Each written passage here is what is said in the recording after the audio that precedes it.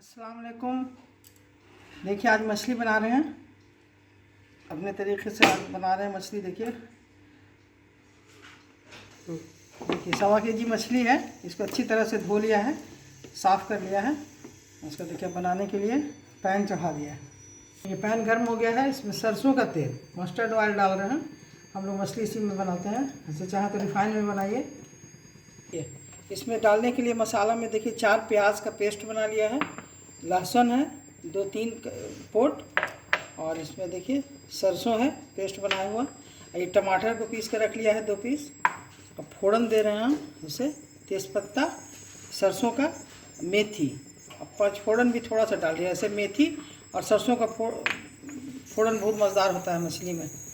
देखिए तेल गर्म हो गया है। अब इसमें देखिए फोड़न डाल रहे हैं। चिकन के लिए फोड़न को डाल दिए, डाल देंगे। अब इसमें पिसा हुआ प्याज या इसमें लहसुन का पेस्ट डाल रहे हैं 2 चम्मच, और सरसों का पेस्ट अच्छी तरह महीन करके पीसा जाता है तो ज़्यादा अच्छा टेस्ट होता है। 1 चम्मच हल्दी पाउडर, 1 चम्मच लाल मिर्च पाउडर, लाल मिर्ची तीखा अगर खाते हैं तो ज़्यादा दीजिए। धनिया पाउडर, देखिए 2 टमाटर को भी पीस कर रखा है, टमाटर का पेस्ट। देखिए अब नमक डाल रहे हैं। नमक अंदाज से डालिएगा, अपने अंदाज जितना खाते हैं। देखिए 1 चम्मच जीरा गोल मिर्च का पेस्ट डाल रहे हैं। आप अगर जीरा पेस्ट नहीं डालना ऊपर से तो नहीं डालिए, इसमें गरम मसाला नहीं पड़ता। देखिए 5 काजू का पेस्ट बनाकर डाल दिया। इसमें काजू डालते हैं हम लोग मछली में तो मज़ा अच्छा हो जाता है। और 5 पीस बना के आपको डालना है, मर्जी डालिए, नहीं तो मज़ा।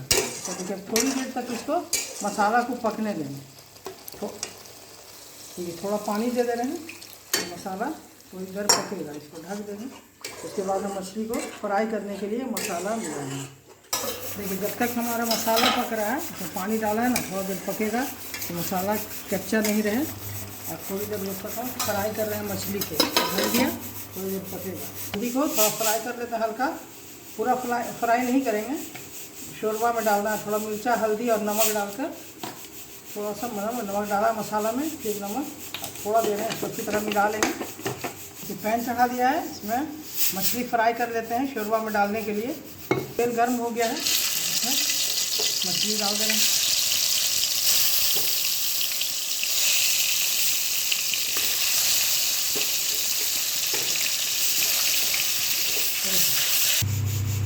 देखिए हाफ फ्राई किया है, ज़्यादा नहीं तला है, थोड़ा सा इसका बिसेंधा ख़त्म हो जाए। अब मसाला में शोरबा में डालेंगे। मिनट हो गया मसाला को पकते हुए, पानी सूख गया पूरा। अब इसको थोड़ी देर भूनेंगे, बिल्कुल सूख गया। इसको 1 मिनट और उठा लेके भून देते हैं। पानी जल गया है। उसके बाद सूखने के बाद इसमें जो फ्राई करके मछली रखा है इसको डालेंगे। शीरा नहीं तलते हैं, मोड़ा जो मुंडा होता है शीरा, उसको नहीं तलते हैं। उसको ऐसे ही डालते हैं कि उसका टेस्ट पूरा शोरबा में आ जाए उसके शीरा का। फिर मसाला देखिए सुखा के थोड़ी देर भूनेंगे। देखिए सूख गया पूरा, भुना गया अच्छी तरह। अब इसमें पानी डाल देंगे एक बार, जितना हमको शोरबा रखना है। देखिए पानी दे दिया है एक बार, और उसको थोड़ी देर उबाल आने देते हैं।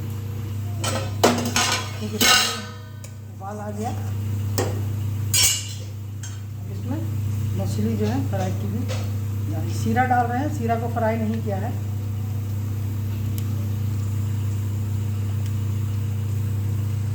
सारी मछली इसमें डाल दिया। देखिए सारी मछली डाल दिया इसमें।